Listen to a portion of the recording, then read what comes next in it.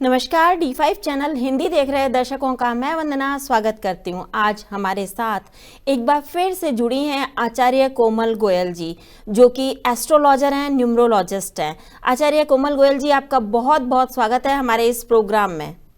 Thank you so much Vandana ji, thank you. अक्सर ऐसा होता है कि एस्ट्रोलॉजर के पास में जाते हैं तो वो जो राशिफल बताते हैं वो सारे लोगों का एक जैसा होता है। वैसे हम कई बार टीवी पर भी देखते हैं तो एक वो सामान्य सा राशिफल बता देते हैं, तो हर पर्सन अपने आप में अलग होता है। तो वो मतलब कैसे ऐसे हर कोई मान लेता है कि हाँ हमारा राशिफल भी यही होगा, कैसे मान ले? मैम देखिए, जहां तक राशिफल की बात है तो सबसे पहले अगर मैं बात करूं कि राशि क्या होती है, क्योंकि राशिफल क्यों सेम होता है वो हम तभी समझ पाएंगे जब हम राशि क्या होती है बात करें। राशि ये होती है कि आपकी अगर हम कुंडली से देखें तो चंद्रमा जिस राशि में है वो आपकी राशि हो गई। जब आप बॉर्न हुए, जब आपका जन्म हुआ, उस वक्त कुंडली में चंद्रमा जिस राशि में था वो आपकी राशि हो जाती है। अब एक तरीका और होता है राशि देखने का कि अगर आपके पास अपनी बर्थ डिटेल्स नहीं है, like place of birth, time of birth and date of birth, अगर आपके पास ये सब डिटेल्स नहीं है तो आपके पास कुंडली नहीं है। तो आपका जब जो भी आपका नाम है, मेरा नाम कोमल है, तो क से भाई मिथुन राशि मेरी हो गई, तो नाम से राशि देख लेते हैं। अब नाम इंसान कई बार बर्थ डिटेल्स होने के बावजूद भी कई बार अपनी राशि के अनुसार नहीं लोग अलग रखते हैं। तो असल में हमारे ऊपर उन दोनों राशियों का असर तो होता ही है। अगर मेरी कुंडली में मेरी राशि अलग है लेकिन मेरा नाम क से है, मेरी मिथुन राशि है, नाम की राशि अगर हम देखा जाए तो मेरे ऊपर असर तो इस वक्त दोनों राशियों का है ना। इसीलिए कई बार कहते हैं कि भी राशि से ही नाम रखना चाहिए, क्योंकि फिर वो फलादेश में आसानी भी होती है, समझने में आसानी भी होती है। मुझे मिथुन राशि के फीचर्स भी कहीं ना कहीं मिल रहे हैं। अब दूसरी बात ये आ जाती है कि भाई राशिफल क्यों सेम होते हैं? सेम नहीं होते, होते तो देखिए अलग अलग ही है।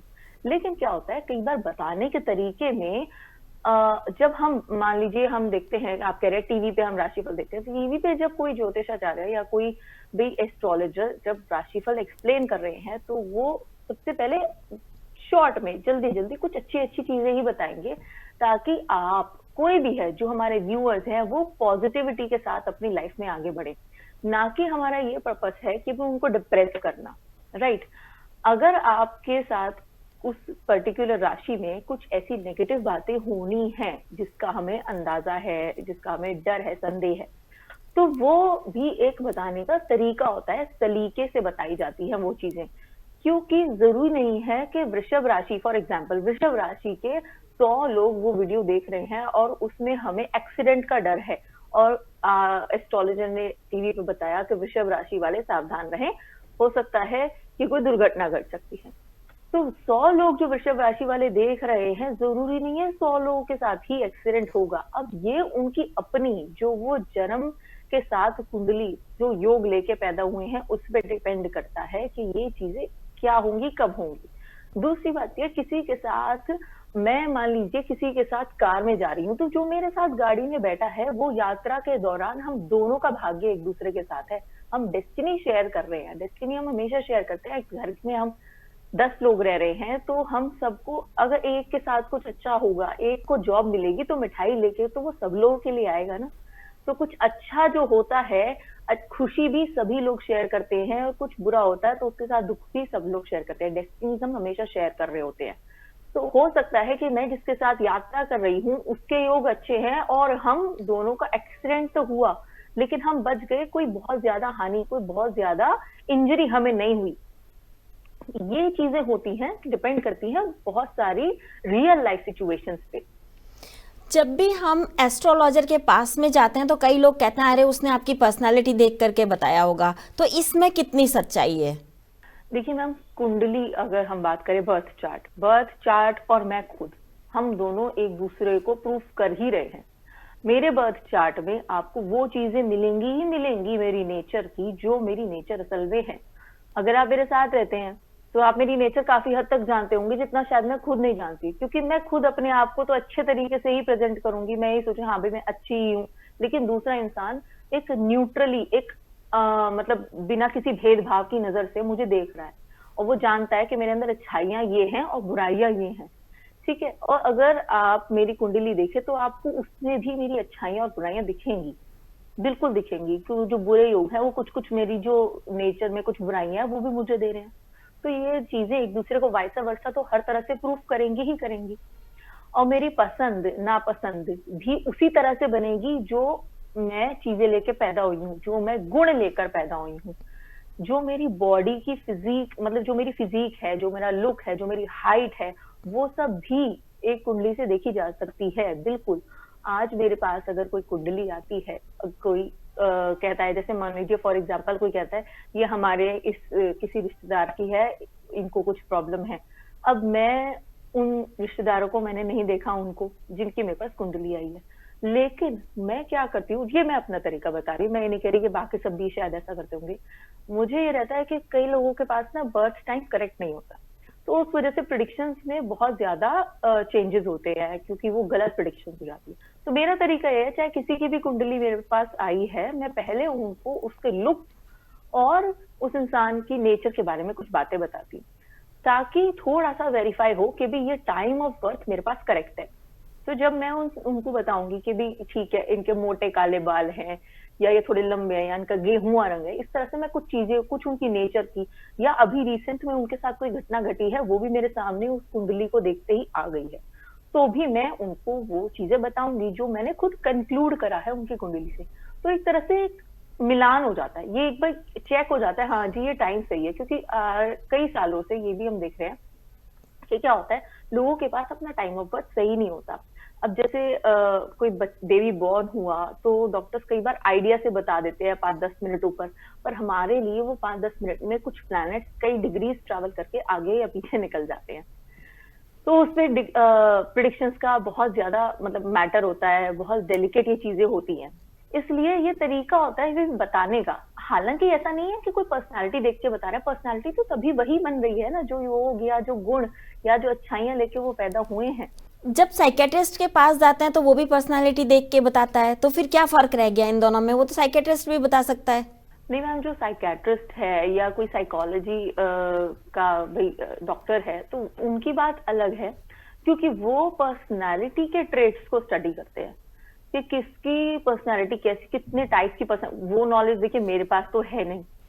हाँ, मेरे पास तो जो कुंडलियां आती हैं तो मैं ये बता सकती हूँ कि किस तरह की आज के समय में लोग प्रॉब्लम फेस कर रहे हैं, लेकिन साइकियाट्रिस्ट ये बता सकता है, या एक साइकोलॉजी का स्टूडेंट या एक डॉक्टर ये बता सकता है कि कितनी तरह की पर्सनालिटीज होती हैं और लोग किस तरह से अपने मन की बातें छुपाते हैं और पहले नहीं बताते हैं। साइकियाट्रिस्ट या कोई साइकोलॉजिस्ट वो एक इंसान से, मुझसे या आपसे मिलकर बात करके ये बता सकता होगा कि भी मेरी पर्सनालिटी किस तरह की है और मैं कितनी अच्छी अच्छी बातें शायद सामने कर रही हूँ, अपनी प्रॉब्लम्स आपके सामने नहीं रख पा रही हूँ। भाई मैं क्यों रखूंगी आपके साथ पहली मीटिंग में कोई प्रॉब्लम, राइट? तो ये चीजें साइकोलॉजिस्ट या साइकियाट्रिस्ट बता सकते हैं, क्योंकि वो पर्सनालिटीज को स्टडी करते हैं। हम देखिए कुंडली को स्टडी करते हैं या न्यूमरोलॉजिकली एनालिसिस करते हैं किसी के बर्थ नंबर का, बर्थ डेट का और इसी के नाम के अक्षरों का, ठीक है? तो उससे हम उस इंसान की पर्सनालिटी बता रहे हैं, ना कि मुझे ये पता कि भी कितने टाइप्स ऑफ पर्सनालिटी होती है। और शायद किसी को देख के एक साइकोलॉजिस्ट ये बता सकता है कि ये इंसान किस हद तक मतलब bad personality you can say, या किस हद तक he is a good person, right? अभी आप बात कर रहे हो बैड और गुड पर्सनालिटी की, तो इसमें बैड पर्सनालिटी गुड पर्सनालिटी तो कुंडली देख के भी पता चल जाती है। जी बिल्कुल, लेकिन मुझे ये नहीं पता ना कि मेरे कहने का मतलब ये है कि साइकोलॉजिस्ट या साइकियाट्रिस्ट पर्सनालिटीज को स्टडी करते हैं। हम एक इंसान की लाइफ की प्रॉब्लम्स के बारे में बात करते हैं। भाई उनके साथ कोई प्रॉब्लम आ रही है, रिलेशनशिप प्रॉब्लम आ रही है, या किसी के साथ प्रॉब्लम आ रही है कि मैम चाइल्ड इश्यूज हैं, बहुत टाइम से ट्राई कर रहे हैं, कोई बेबी नहीं हो पा रहा है। तो हम पर्सनैलिटी का मतलब मेरा कहने का पहले ये था कि भी मैं उनको जब कुंडली में देखती हूँ तो मैं पहले ये चीजें देख लेती हूँ कि भी ये कुंडली सही भी है, या टाइम सही है या नहीं है। तो इसलिए मैं उनकी नेचर के कुछ चीजें बताती हूँ। और जो बैड इफेक्ट्स या कोई बैड पॉइंट्स, इविल पॉइंट्स हमें कुंडली देख के पता चलते हैं, वो बिल्कुल पता चलते हैं। तो वो उसका मतलब साइकोलॉजी से कहीं नहीं है, वो चीज बिल्कुल अलग है। एक साइकोलॉजिस्ट का तरीका लोगों के पर्सनालिटीज को स्टडी करना और उसके बाद उसकी प्रॉब्लम सॉल्व करना, जो उसकी लड़ाई खुद से है। लेकिन एस्ट्रोलॉजर के पास जब कोई आता है तो अपनी जॉब की भी प्रॉब्लम लेकर आता है, तो वो उसकी लड़ाई खुद से तो नहीं है तब। तो वो जानना चाह रहा है कि मेरे को एस्ट्रोलॉजर सक्सेस के कब पास में मिलेगी। जब जाते हैं तो कुंडली दिखाते हैं, कुंडली कितना महत्व रखती है आपके हिसाब से? कुंडली मेरे हिसाब से तो देखिए बहुत महत्व रखती है, क्योंकि अगर मेरे पास मेरा सही time of birth, place of birth and date of birth है, तो मैं अपनी उस कुंडली से ये समझ सकती हूँ कि मैं क्या अच्छी चीजें लेके पैदा, मेरे पास क्या प्लस पॉइंट्स है, मैं क्या नेचर लेकर पैदा हुई हूँ, क्या मेरे माइनस पॉइंट्स हैं, और उसके बाद मैं ये समझ सकती हूँ कि मेरा प्रोबेबली किस फील्ड में मुझे सक्सेस मिल सकती है। तो ये मुझे मेरे डिसीजन में बहुत हेल्प करेगी। जो मेरे पास जो मुझे योग नहीं मिले हैं, जो चीजें अच्छी नहीं मिली है, उनके लिए दुखी होने के बजाय मुझे जो अच्छा मिला है मैं उस पर काम कर सकती हूँ। तो ये जो एस्ट्रोलॉजी ने, जो कुंडली ने हमें एक बहुत अच्छी चीज दी है, वो हमें डिसीजन मेकिंग में हेल्प करती है। अगर मुझे बिल्कुल पता सही। है कि आपने मेरे कहा अभी कि ये 4-5 कुंडली साल, डिसीजन मेकिंग में हेल्प करती है, तो जब किसी की शादी होती है तो उससे पहले भी अक्सर कुंडली दिखाई जाती है, फिर वो शादी ज्यादा टाइम तक क्यों नहीं चलती है? जी, वो शादी को देखना, जो कुंडली मिलान करना है, वो कोई पीएच टेस्ट नहीं है। मतलब ऐसा नहीं है कि आपके पास कोई पीएच पेपर है और आपने इसके सामने 2 सॉल्यूशंस है, आपने डिप करा, वो रेड है तो वो एसिड है, वो ब्लू आया, टर्न हो गया तो वो बेस हो गया। ये कोई 100% यस या नो वाली बात नहीं होती। जहां तक कुंडली मिलान की बात है, तो कुंडली मिलान इसलिए करा जाता है कि 2 लोग एक साथ रहेंगे, एक साथ जिंदगी बिताएंगे, तो इनके आपस में कितनी बॉन्डिंग बनेगी। दूसरी बात ये, जब शादी की जाती है एक लड़का और एक लड़की की, तो जब अरेंज मैरिजेस हो रही होती है, लोग अपने लिए भाई अच्छा दामाद ढूंढ रहे होते हैं, लोग अपने लिए अच्छी बहू ढूंढ रहे होते हैं, तो उनके सारी उम्मीदें, बहुत सारी उम्मीदें होती हैं, बहुत सारी पॉइंट्स की लिस्ट होती है कि भाई हाँ, मतलब अच्छी हेल्थ रहे, अच्छी जॉब हो, अच्छी पढ़ाई लिखाई हो, कल को कोई बेबी के टाइम में, मतलब बच्चा पैदा करने में कोई प्रॉब्लम नहीं आए, जो हमारा लाइफ पार्टनर हो वो रिप्रोडक्टिव हो। ये सब चीजें देखी जाती हैं कुंडली से कि भी कहीं इस इंसान को कोई बीमारी ऐसी किसी बीमारी का योग तो नहीं जिससे दोनों की लाइफ पर बहुत बुरा असर पड़े, या कहीं कोई ऐसा तो नहीं कि भी रिप्रोडक्शन में कोई प्रॉब्लम आएगी जिससे इन दोनों की लाइफ पे असर पड़े। तो कुंडली हमें हेल्प करती है डिसीजन लेने में। अगर हम इस कुंडली मिलान को साइड में रख दें, तो कई लोग, अगर आपने सुना हो आज की तारीख में, जो लोग समझते हैं कि भाई ये चीज तो कुंडली या एस्ट्रोलॉजी ये बेकार है, और वो सोचते हैं कि भाई हम इस पे नहीं मानते, हम नए तरीके से, हम आज के मॉडर्न लोग हैं, हम क्या करेंगे, हम जिससे शादी करेंगे हम पहले उसका बॉडी चेकअप कराएंगे। आज के टाइम में शायद आपने सुना हो, तो इस तरह से एक लोगों का नया तरीका है एक दूसरे के साथ डिसीजन लेने में हेल्प करने में। क्या चीज उनको हेल्प करती है? Body test checkup. Body checkup कराते हैं, ब्लड टेस्ट कराते हैं कि भी इस इंसान को कोई ऐसी कोई बीमारी तो नहीं, कोई प्रॉब्लम तो नहीं है जिससे हमें आगे लाइफ में प्रॉब्लम आए। तो ये आप समझ लीजिए कि ये एक नया रूप हो गया, एक मॉडर्न रूप हो गया जो लोगों को हेल्प करता है डिसीजन मेकिंग में। और वो एक पुराना तरीका आप ये कह सकते हैं, जब पहले ब्लड टेस्ट वगैरह नहीं होते थे तो लोग एक दूसरे की कुंडली देख के समझना चाहते थे कि ये इंसान को कोई बीमारी तो नहीं है। तो एक ये पुराने जमाने में क्या होता था, पुराने जमाने में ये तरीका था लोगों के पास कि भाई कुंडली मिलाना, भाई कुंडली मिलाने से ये पता चल जाता था कि दोनों की नेचर कैसी है, भाई उन दोनों का स्वभाव कैसा है। कहीं बहुत गुस्से वाला स्वभाव है तो शादी में बस लड़ाइयां तो नहीं होती रहेंगी, या बहुत ज्यादा अकड़ वाला स्वभाव है तो कहीं ऐसा तो नहीं दोनों एक दूसरे के साथ जीवन में ढल ही ना पाए। कुंडली मिलाना ये सहयोग करता है। कुंडली तो आप मेरी और आपकी भी मिला सकते हैं। अगर मुझे और आपको कल को हमें ऐसे लाइफ में कोई पॉइंट आता है, हमें एक रूम शेयर करना है या एक रेंटेड अपार्टमेंट में साथ में रहना है हम दोनों को, तो हम दोनों के साथ में सूझबूझ मिलेगी या नहीं मिलेगी, हम भी कुंडली से मिलवा सकते हैं। कुंडली तो आप किसी के साथ भी मिला सकते हैं। ये हम नेचर भी पता कर पाएंगे कि भाई हमें कोई प्रॉब्लम तो नहीं होगी एक दूसरे की, भाई मुझे ऐसी कोई प्रॉब्लम हो गई जिसका लाइफ में आपके ऊपर भी असर पड़ रहा है, भाई आपकी लाइफ भी डिस्टर्ब होगी जब हम एक घर में या एक अपार्टमेंट में रहेंगे। तो कुंडली इस तरह से हेल्प करती है। ऐसा नहीं है कि अगर आपने कुंडली मिलाई और लोगों की बॉन्डिंग है तो उनका डिवोर्स नहीं होगा। डिवोर्स होने या ना होने के और कई रीजंस है। तो पहले क्यों नहीं बताते हैं पंडित कि भाई ये आपका डिवोर्स हो जाएगा या हो सकता है, अगर आपकी कुंडली में ऐसा लग रहा है, ये पहले क्यों नहीं बताते हैं फिर? उस वक्त तो बताना चाहिए ना, उस वक्त नहीं क्यों मैम, अच्छी अच्छी बातें बता देते हैं और उसके बाद खराब बातें या तो रख देते हैं या नहीं बताते हैं। एक्सक्यूज मी, नहीं मैम, बताए जाते हैं बिल्कुल। मेरे सामने तो देखिए, जो इस तरह कुछ भी मतलब कुंडली आती है या कुछ आती है, तो अब जैसे हम ये बात कर रहे हैं तो एट वंस मेरे सामने एग्जाम्पल एक याद आ रहा है मुझे। मेरे पास एक लड़की की कुंडली आई थी, तो वो लड़की जॉब कर रही थी तब, और वो जानना चाहती थी कि भी अभी मेरे को अपनी जॉब में ग्रोथ चाहिए, पर पेरेंट्स मेरे शादी के लिए बार बार फोर्स कर रहे हैं। तो आप मुझे बताइए मेरे शादी के योग कब है? मतलब अगर 2-3 साल का टाइम मुझे मिल जाए तो मैं शायद अपनी ग्रोथ कर लूं। मैं एकदम ऐसा नहीं शादी करना चाहती कि मैं अभी ही शादी कर लूं और मेरे पास मेरी अच्छी जॉब नहीं हो। तो शी वॉज कंसर्न कि मेरी ये योग कब है। तो मैंने उसकी कुंडली देखी, तो मैंने उसे बताया कि तुम्हारी शादी को इतना टाइम है, और ऐसी बात है योग तो अभी भी तुम्हारी शादी हो जाए, अभी भी हो सकती है, लेकिन करीब करीब इतने टाइम तक। मैंने उनको एग्जाम्पल देके जैसे उनका बताया देखकर, और साथ में उनकी कुंडली में जो मैंने वो बात देखी मैंने वो भी बताई। मैंने उन्हें कहा कि आपकी मैरिड लाइफ में कुछ इश्यूज आएंगे, बिल्कुल। हस्बैंड की हेल्थ से रिलेटेड भी आपकी लाइफ में कुछ इश्यूज आएंगे। तो आप के साथ एक बार फाइनेंशियल प्रॉब्लम भी आफ्टर मैरिज इस तरह की आएगी कि आप एक बार बहुत डाउन हो जाएंगे, आपको फाइनेंशियली बहुत दिक्कतें आएंगी। तो कोशिश कीजिए कि आपकी शादी घर से बहुत दूर ना हो, आपके आपकी फैमिली के, आपके घर के आसपास हो, जहां आपको कोई हेल्प चाहिए तो आपको कोई हेल्प कर पाए आपके पेरेंट्स। इस तरह से मैंने उनको ये चीज बताई थी। अब ये भी मैं आपको बात बता दूं, आपको पता है उनका रिप्लाई क्या था? उनका रिप्लाई था, अरे मैं तो आपसे बस ये जानने आई थी कि कितना टाइम है शादी में, आपने तो ये सब बता के मुझे tension they the.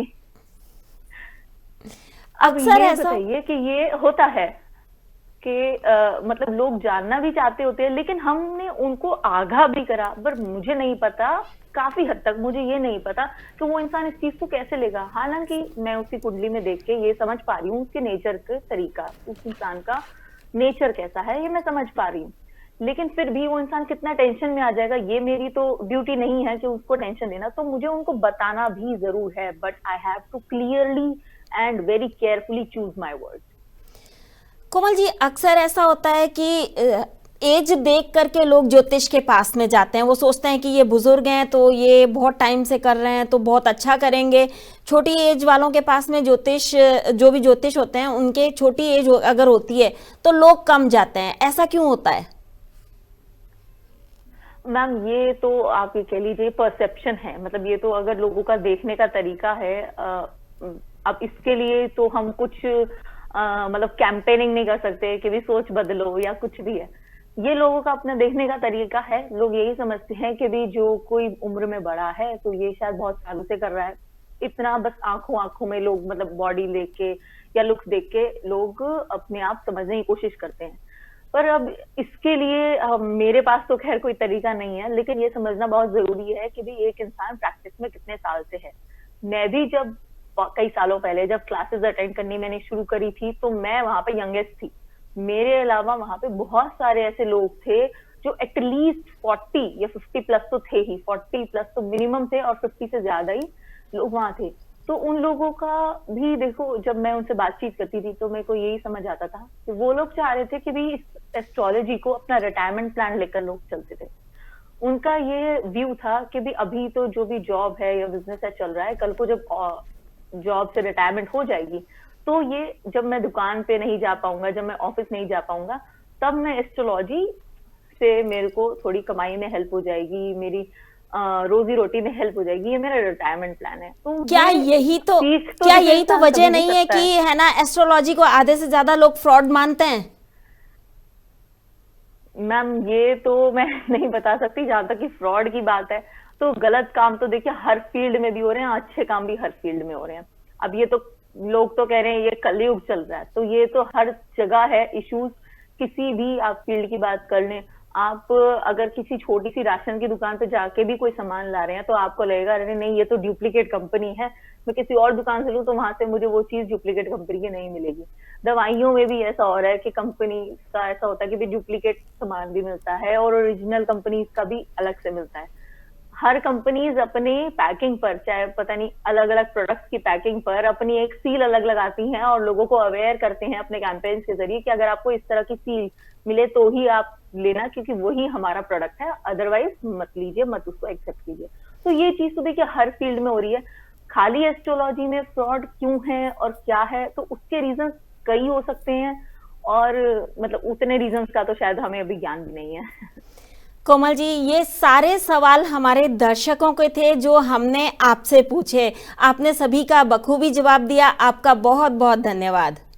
Thank you so much Vandana जी, आपने मुझे स्पेस दिया, थैंक यू सो मच। अगले एपिसोड में आपसे फिर मुलाकात होगी, तब तक के लिए नमस्कार।